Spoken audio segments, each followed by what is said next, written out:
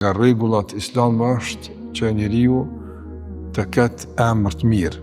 Normalisht askush nuk ka mundësi mja vendos vetes vet emrin në esencë, nëse kjo është nga obligimet e prindit.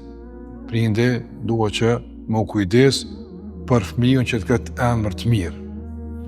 Sot të ndërlozër, ka emra të mirë që janë përhap, po ka dhe emra që nuk kanë ndonjë përmbajtje caktuar, përveç se njerëzve i pëlqen tingulli, njerëzve i pëlqen më tepër, ai aspekti i formulimit të emrit, po edhe i përmbajtjes së emrit.